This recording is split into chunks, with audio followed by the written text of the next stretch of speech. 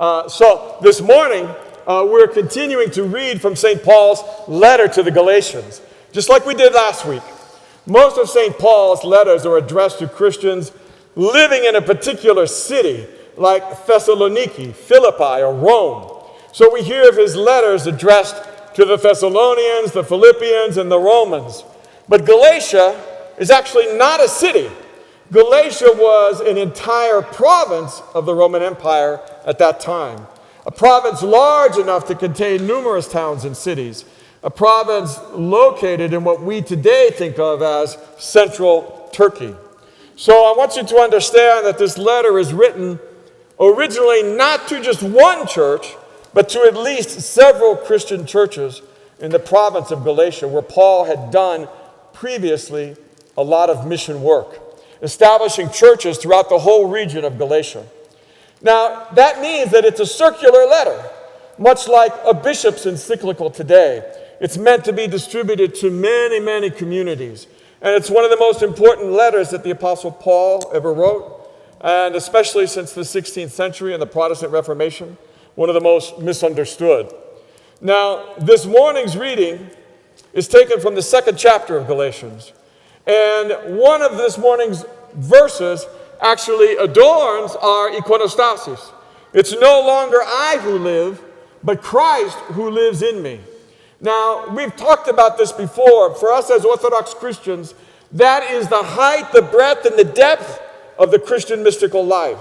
Now, what do I mean by the Christian mystical life? Following his experience of the risen Christ on the road to Damascus, the Apostle Paul had so identified himself with Christ in every way that he had dethroned his ego. He had dethroned his I. And he allowed Christ to enter his heart and his mind so fully, so completely, that he no longer lived out of his own will, no longer sought to do just whatever he wanted to do, but he lived only for Christ, seeking only to do what Christ wanted him to do. Now, you know that in the book of Revelation, it mentions that Christ is constantly knocking on the door of our hearts. St. Paul allowed Christ to enter his heart and rule his life from there. That is the Christian mystical life. All of us know, surely you must know, people who live primarily from their ego. In general terms, a person who's egotistical, who lives from his ego and not from Christ, such a person is pretty easily described. Is self-absorbed, self-serving, self-centered. Let's face it, just plain selfish. A person who lives from their ego is vain and arrogant, conceited, almost always focused on externals for a sense of self-validation. And they are always tortured by envy of other people. A person who lives from their ego is constantly angry and resentful and almost never at peace with themselves or anyone else. You got to look out for number one, we say in America. After all, it's just me, myself, and I. Those are the only three people important.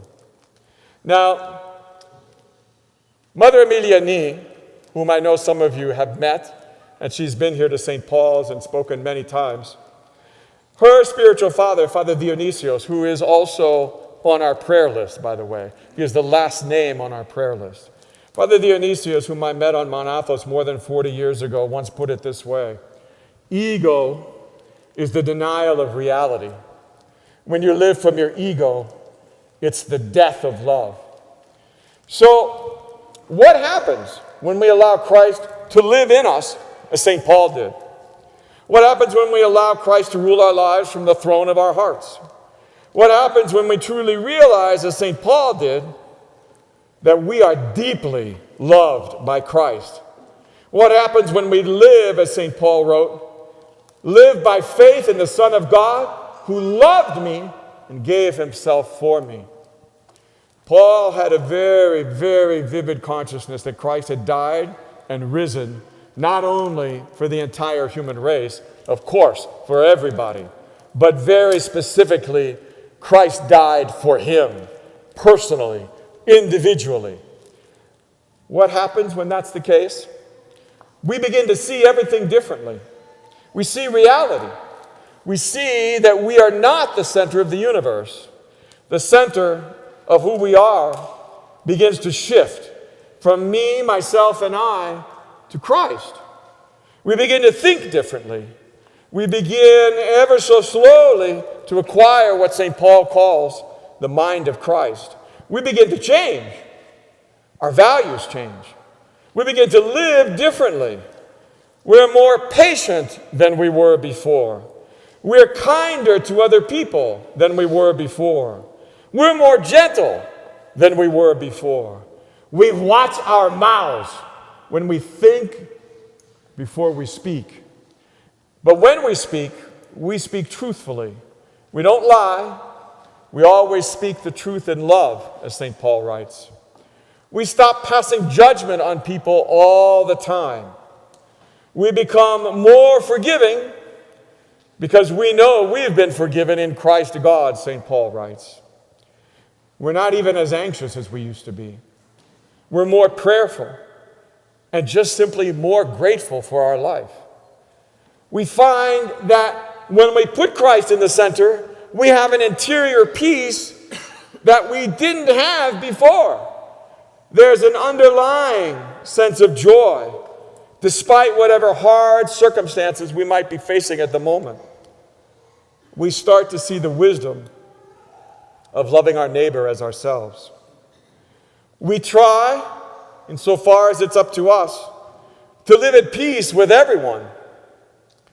We begin to serve other people rather than want to be served by them. We become more generous. We share with people in need willingly, even joyfully. Compassion and mercy become our highest values in our relationships with everybody else. And this is really important because here is where you understand who St. Paul was. We want to share the love that we feel in Christ with everyone. We are not afraid to share our faith. We are like starving beggars, lost, hungry for meaning and purpose, and we've all been invited to a great banquet by Christ. And we want to share that banquet with everybody. We never impose our faith in Christ. Rather, we want to offer Christ and his life to others, just like St. Paul did. And we do that because we know it's the best thing that ever happened to us. So can you see the difference that Christ makes when you live out of your ego? Or when you dethrone your ego and you live for Christ instead? When we can say with the Apostle Paul, it's no longer I who live, but Christ who lives in me, and really mean it, when we finally realize that Christ loved me and gave himself for me, we begin the process of becoming the people that God has called us to become.